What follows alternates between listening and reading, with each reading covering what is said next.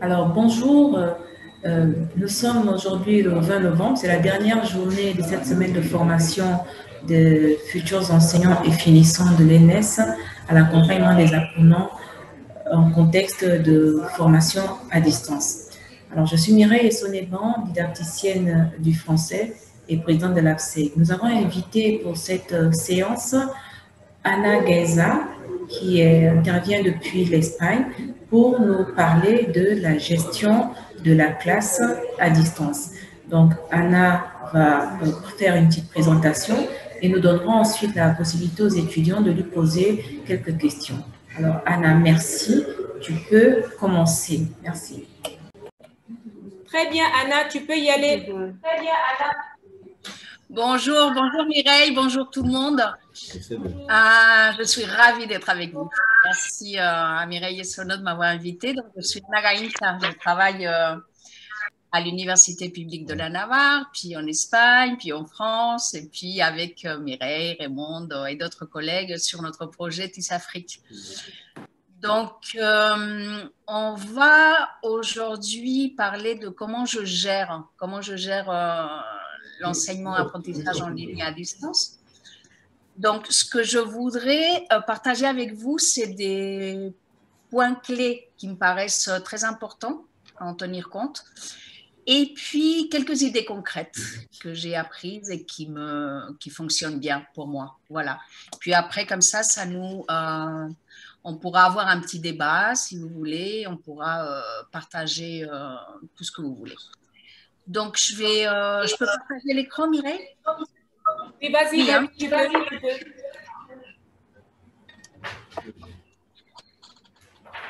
Suivez. Hein. Voilà. Donc, je pense que tout le monde voit bien ici. C'est bon?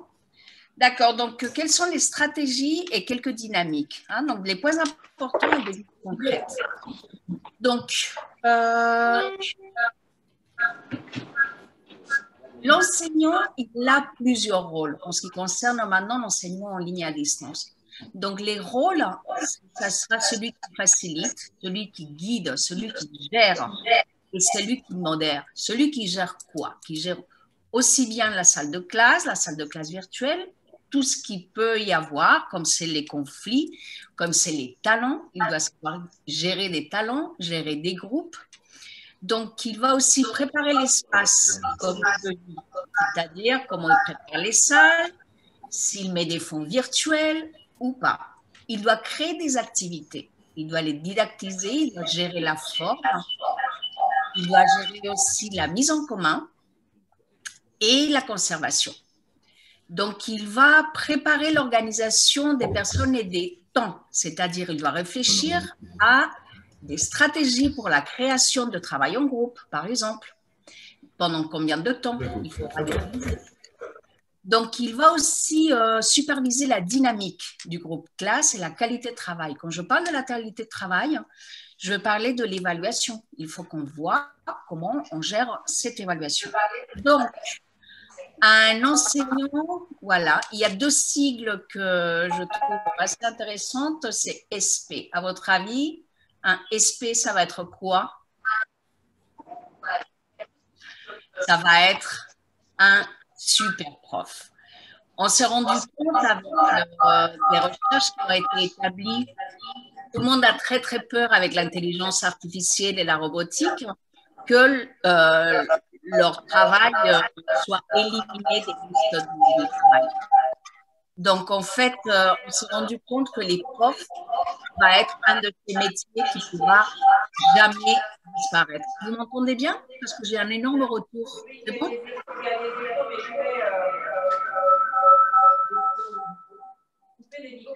Okay.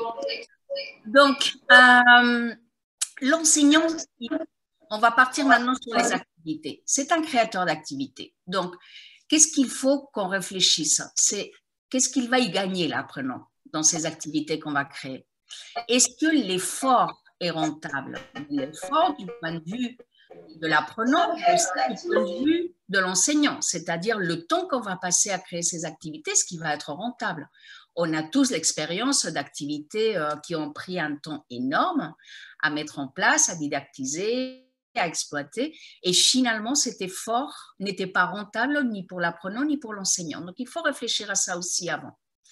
Donc, il faut voir aussi si l'apprenant va avoir une surcharge cognitive, c'est-à-dire si, par exemple, est-ce qu'on ne met pas trop d'images ou trop de textes ou il va devoir passer plus de temps à résoudre cette activité à cause de la technologie.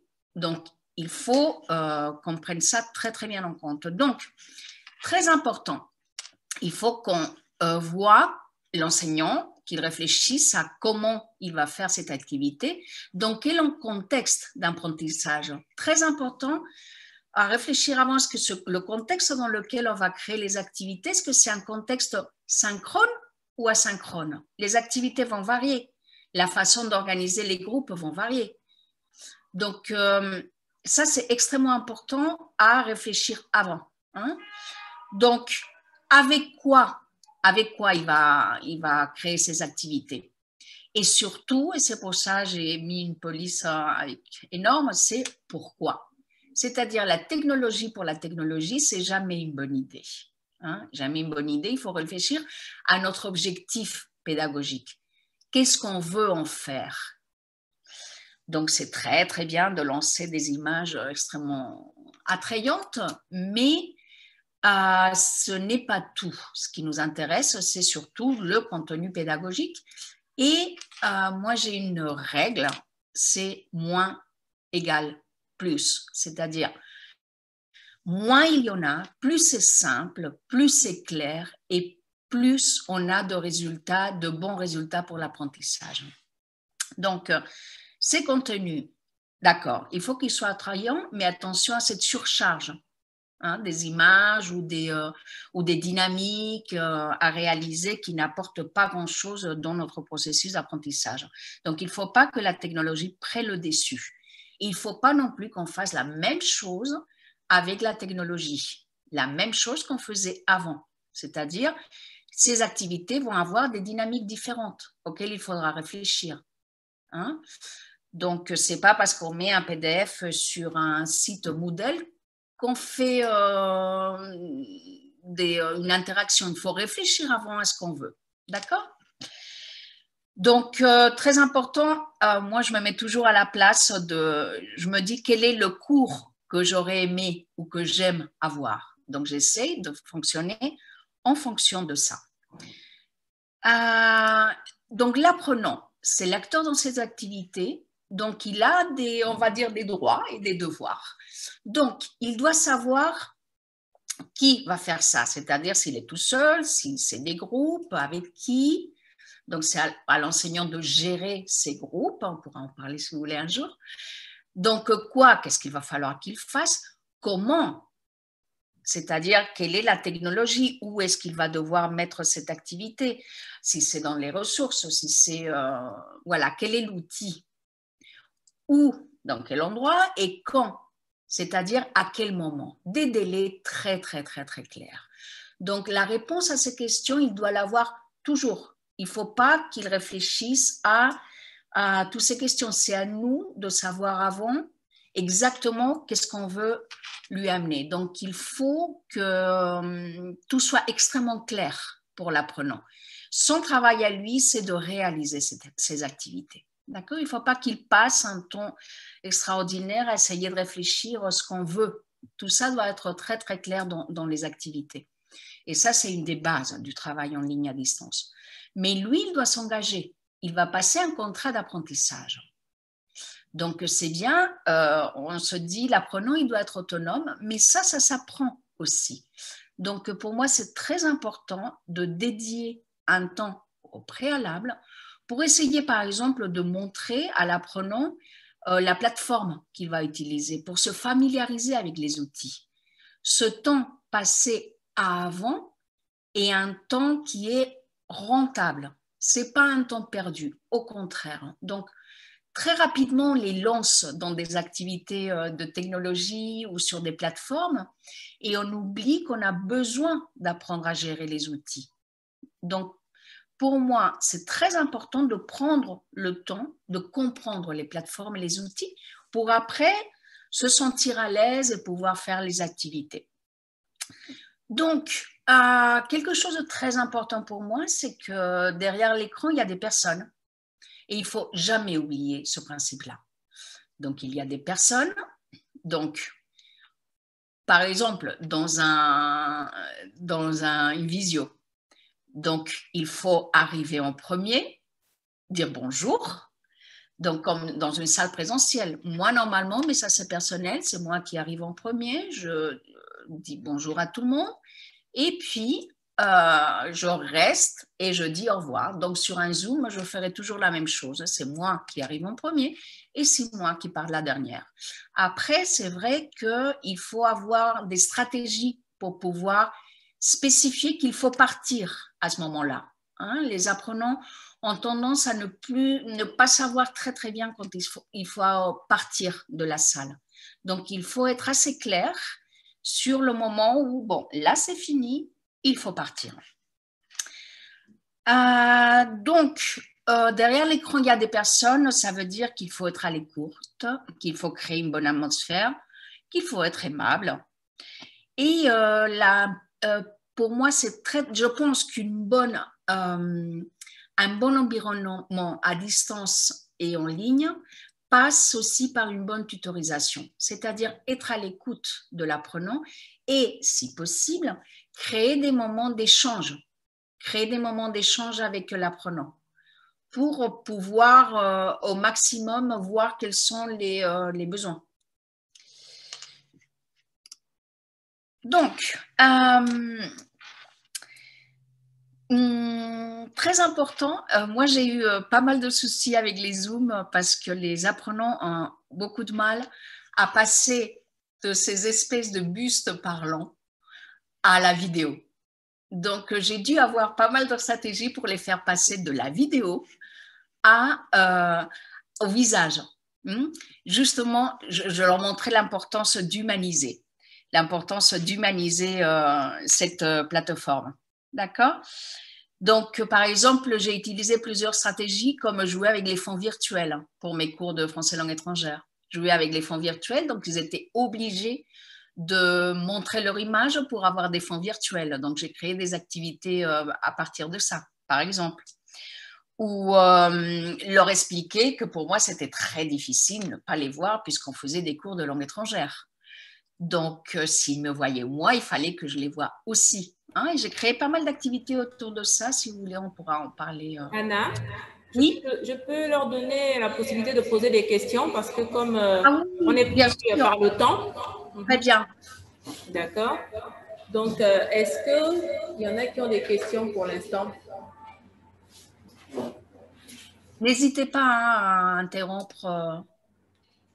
Oui, Pendi. Pas de question. Plutôt monsieur Pendi, non? Donc ici, Anna vous montre un peu des stratégies pour gérer la classe. Hein, donc, stratégie pour gérer la classe. Déjà, elle a insisté sur le fait que l'enseignant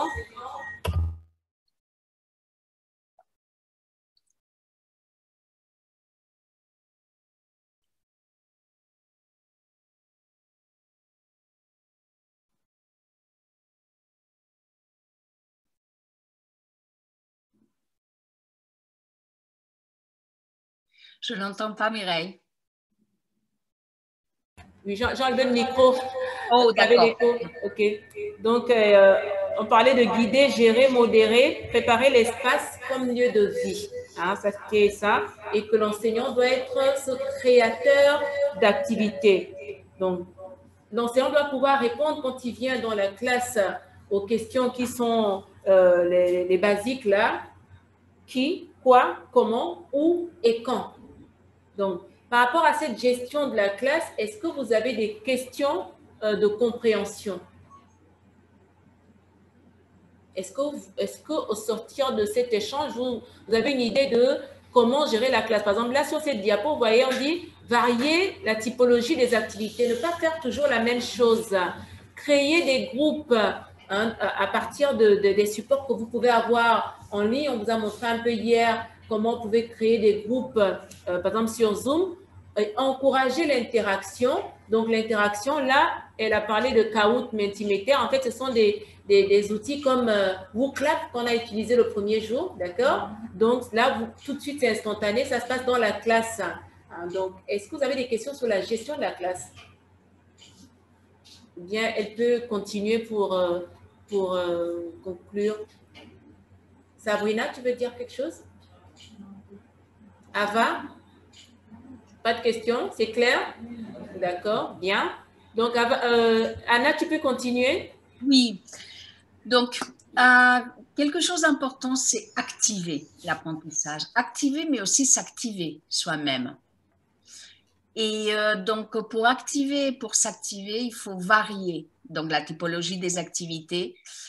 Sachez que quand on est en ligne, tout est beaucoup plus, je veux dire, qu'avant, dans la salle présentielle, les étudiants peuvent s'ennuyer. Quand c'est une activité en ligne, ils peuvent s'ennuyer beaucoup plus. Hein? Donc, il faut, moi, je varie assez, mais pas trop non plus. Je veux dire, c'est pas la peine de faire des dynamiques très complexes ni très rapides parce que l'étudiant, il ne suit pas non plus. Donc, il faut toujours arriver à un juste milieu. Donc, créer des groupes pour, et ça c'est à l'enseignant de pouvoir gérer comment la création des groupes, il y a des stratégies, il y a des dynamiques et encourager l'interaction. Moi, c'est quelque chose que j'utilise beaucoup quand c'est en ligne. C'est par exemple des Kahoot. Là, c'est un Kahoot que je fais. Je reprends les erreurs du cours d'avant. Donc, je reprends les erreurs qui ont été récurrentes et je fais au début, la séance suivante, je fais un Kahoot. Donc, vous savez ce que c'est un Kahoot, Mireille? Oui? Bon, un Kahoot, c'est avec les téléphones, on peut créer très rapidement des activités. Donc, avec les téléphones, les étudiants, ils envoient des réponses. Mais je leur ai donné, en fait, normalement ici, on a utilisé WooClap.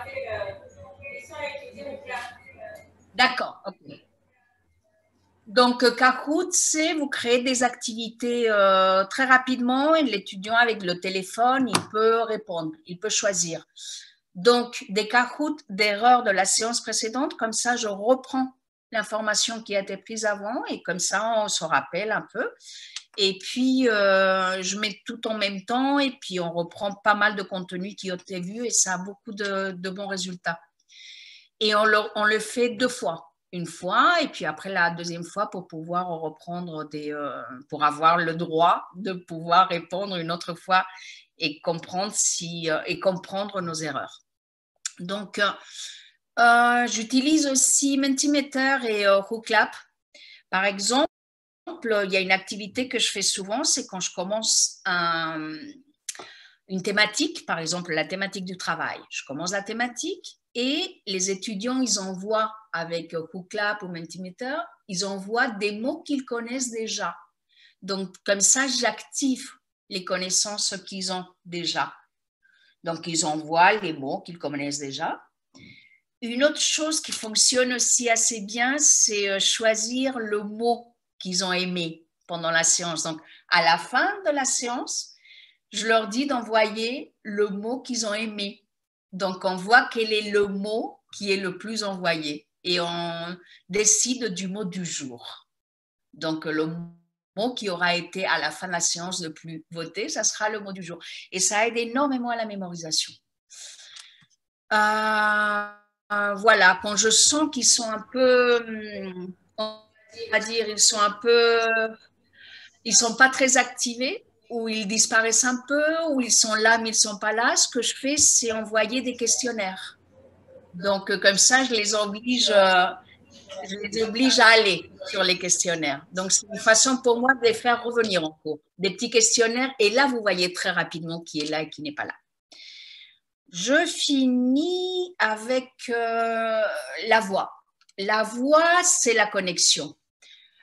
Excusez-moi, mais il y a un rayon de soleil ici énorme qui arrive sur nous. C'est magnifique, mais je pense que vous ne voyez pas grand-chose. C'est la connexion. Que notre connexion avec notre apprenant, quand c'est en ligne, c'est la voix. Quand c'est à distance ou en asynchrone, ça va être l'écrit. Donc, il faut faire extrêmement attention à ça.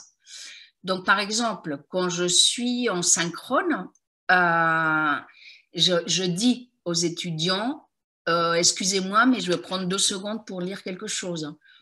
J'annonce toujours ce que je vais faire. Pourquoi? Parce qu'on a toujours tendance à penser qu'on est resté bloqué sur l'écran.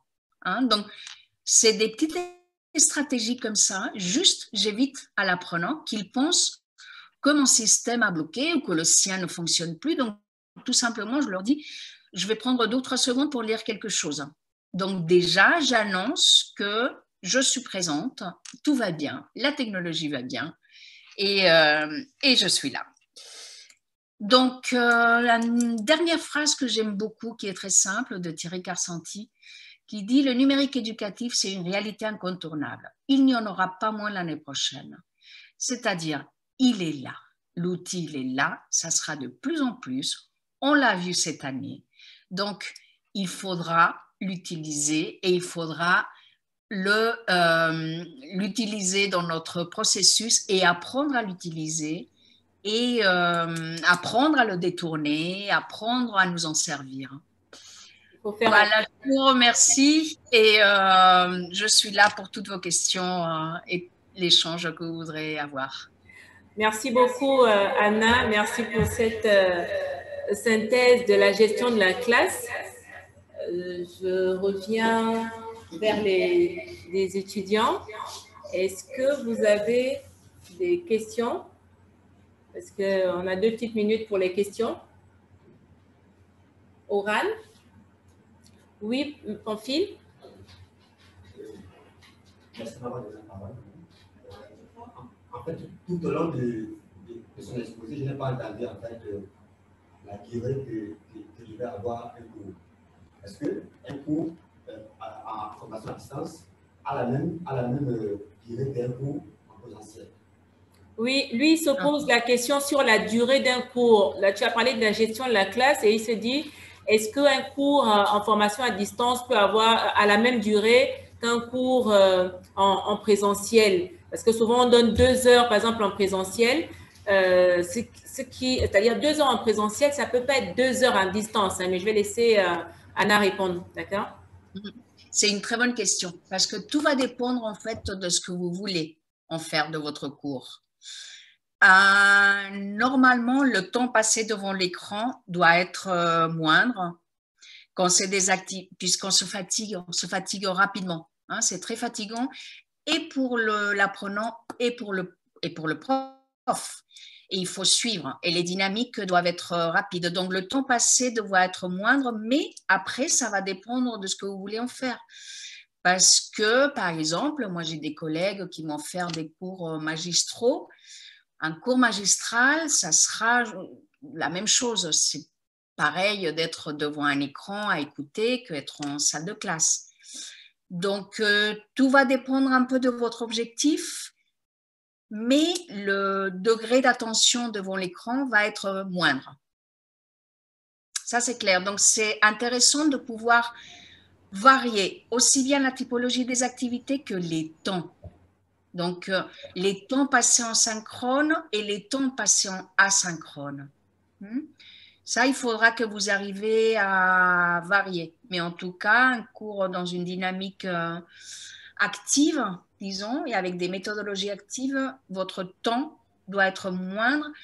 Moi, je dirais autour des 3/4 d'heure, c'est assez suffisant pour un cours et je pense, Anna, que pour un cours magistral, parce que si c'est un cours magistral de 3 heures en ligne, il faut pouvoir trouver des stratégies pour garder l'attention du public, quoi. Et là, certainement, envoyer des liens, demander des réactions. On ne peut pas faire le cours magistral en ligne 3 heures de façon interrompue. Sinon, il y en a qui vont le suivre en étant allongés sur le canapé et vont peut-être même s'endormir. Hein. Ça va finir par être une berceuse. Donc, il faut trouver des stratégies pour rendre son cours dynamique, je crois. Il y avait une autre question. On va libérer Anna. Il y a une autre question. Oui, Oran? J'aimerais savoir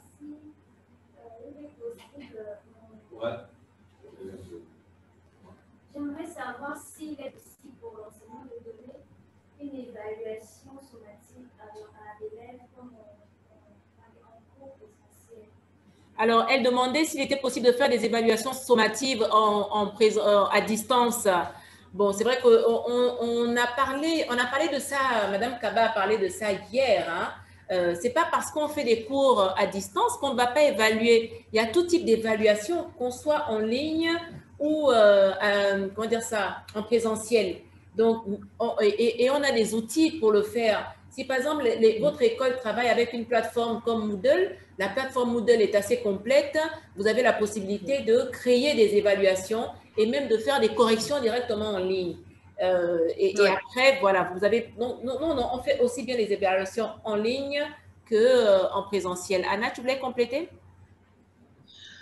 Non, il y a plein d'outils pour pouvoir faire des évaluations qui sont extrêmement rentables. Donc, moi j'aime bien faire des évaluations mixtes, c'est-à-dire avec des outils, d'accord, mais aussi les tutorats dont je parlais. Je pense que c'est très important de ne pas oublier le face-à-face, de ne pas oublier le face-à-face aussi dans l'évaluation. C'est pas parce qu'on est en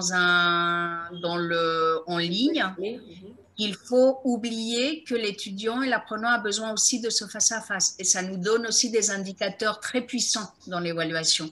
Donc, je pense qu'une évaluation mixte avec plein d'outils, c'est elle qui donne les meilleurs résultats et c'est elle qui donne aussi la possibilité à l'apprenant de pouvoir montrer ce qu'il sait faire. Donc, il y a, oui, sur Moodle, l'outil évaluation extraordinaire. Et puis après, il y a d'autres outils très intéressants où vous pouvez faire des vidéos. Il y a des outils où vous pouvez faire des retours en vidéo, des retours en vocal. Il y a plein d'outils très intéressants. Ok, merci. Merci Anna, on va devoir, c'est très intéressant d'échanger avec toi comme d'habitude, mais là nous sommes pris par le temps, donc on va te remercier pour ta disponibilité. Merci. Et j'ai déjà dit aux étudiants qui sont invités au Zoom, au webinaire du 30 novembre, donc ils seront là et on pourra continuer les échanges sur les groupes WhatsApp. Merci beaucoup Anna. Nous vous attendons le 30. Bien, au revoir. Bonne séance. Au revoir. Akiba. Bonjour. Ce petit témoignage pour parler de ma gestion d'une classe à distance. Pour moi, la gestion d'une classe revient tout simplement à un ensemble de stratégies pour favoriser l'apprentissage efficace des apprenants. Un apprentissage motivant qui permet d'éviter des perturbations. Alors, la gestion de classe en ligne demande certaines dimensions. La première renvoie à l'organisation, la seconde aux aspects de communication et la troisième, si vous voulez, aux aspects de motivation. Moi, l'organisation est très importante pour un cours en ligne. Il s'agit de scénariser la formation, le module et de bien planifier. Donc, la scénarisation est importante, ainsi que la planification des activités qui peut être hebdomadaire ou bien thématique. Tout dépend également de la plateforme que nous utilisons. Moi, j'en utilise plusieurs. La communication, à son tour, est très importante. Je la vois sous deux types. La communication synchrone et asynchrone, qui renvoie également à des types d'activités. Donc, très souvent, je fais des visios avec les apprenants en petits groupes ou souvent avec toute la classe. Également, des fois, il y a des messageries. Dans chaque plateforme que j'utilise, il y a un espace messagerie que j'active. Les étudiants peuvent parler, discuter entre eux et peuvent discuter également avec le professeur que je suis. Ensuite, les activités asynchrones, vous avez très souvent les forums. Je fais très souvent deux forums. Un premier forum libre de choix, donc les élèves peuvent mettre des sujets qu'ils veulent, discuter avec le professeur ou très souvent avec eux, je laisse tranquille à ce niveau. Dans un second temps, il y a un forum que je fais qui est thématique, qui est dirigé selon le thème de la formation que j'organise. Ça, c'est très important. Et les types d'activités que je fais très souvent aussi sur des forums que j'utilise, c'est de demander à chaque élève de répondre par un commentaire à ce que les autres là ont mis. Cela favorise la communication, l'interaction. Alors, Ce qui me renvoie aux modalités de travail que j'utilise. Les modalités sont à la fois des activités individuelles et des activités collaboratives. Très souvent, quand je fais des activités collaboratives, c'est en petits groupes. J'utilise des wikis. Les élèves peuvent travailler à distance sur une production demandée. J'utilise également des ateliers.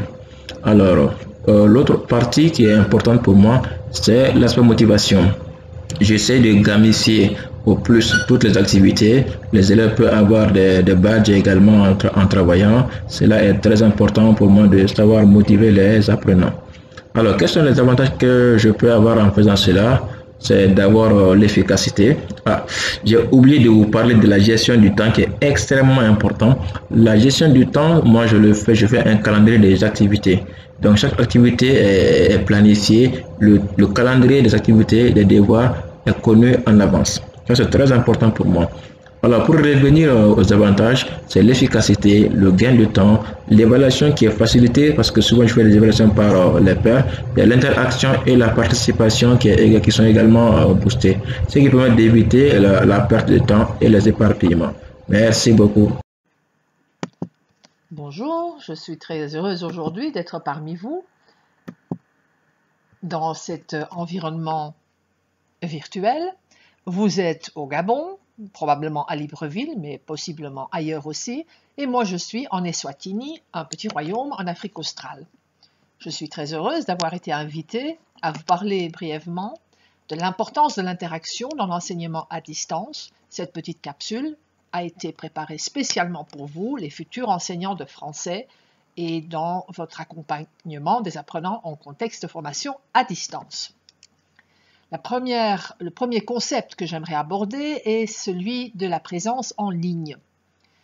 Garrison et ses collègues en 2000 ont proposé un modèle de la communauté d'apprentissage en ligne. Et ils ont proposé d'avoir une triple présence, c'est-à-dire une présence sociale, cognitive et enseignante, pour arriver à une expérience éducative positive, aussi bien pour les étudiants ou élèves que pour les enseignants. Que signifie cette triple présence? D'abord, la présence sociale, c'est là où vous allez exprimer de l'affectivité envers vos élèves, vos étudiants. Il s'agira de communiquer ouvertement et d'assurer la cohésion du groupe, puisque nous sommes dans un environnement qui est basé sur la théorie du socio-constructivisme, la cohésion du groupe est très importante. Ensuite, il y a la présence cognitive. C'est là que vous, en tant qu'enseignant, mais aussi vous pouvez donner ce rôle à vos étudiants, à vos élèves. C'est là où des éléments déclencheurs seront proposés. Déclencheurs de quoi? Déclencheurs d'apprentissage, déclencheurs d'interaction, déclencheurs de communication. Ensemble, vous allez explorer des solutions en vue de résoudre un problème donné. Dans l'apprentissage du FLE, le problème peut être linguistique, peut être culturel, peut être littéraire, peut être de n'importe quel domaine. La présence enseignante, elle aussi, est très importante. Ça veut dire que vous allez concevoir et organiser le cours, mais aussi faciliter les échanges et, de temps en temps, vraiment enseigner. Sachant que l'interaction est vraiment quelque chose de très important, c'est là que vous pouvez soutenir la pratique réflexive par un engagement cognitif qui mène, on l'espère, à une satisfaction. Alors, des fonctions réflexives individuelles, mais aussi et surtout, je dirais, des fonctions réflexives collectives. Résoudre des problèmes dans sa pratique, prendre de la distance par rapport à sa pratique et mieux comprendre sa pratique en se questionnant. Donc vraiment réfléchir à ce qu'on fait et cela veut dire qu'on peut alors se développer professionnellement et ça peut être en tant qu'étudiant et en tant qu'enseignant. Ensuite, il y a le collectif, c'est-à-dire partager son expérience. Nous sommes dans le côté émotif surtout, échanger des points de vue, échanger des conseils et mieux comprendre ce qu'on fait dans cet environnement à distance. Donc, cela veut aussi dire reconnaître les différences entre sa pratique et celle des autres, mais aussi avoir la possibilité d'exprimer son désaccord. L'interaction à distance se fait donc entre enseignants, entre étudiants, entre vous en tant qu'enseignant et vos étudiants, et aussi avec le contenu même. Alors, je vous remercie de votre attention et j'aimerais évidemment un jour vous rencontrer en personne, mais aussi on peut continuer nos interactions virtuellement à l'avenir. Et vous avez là mon adresse mail. Bonne journée à vous. Au revoir.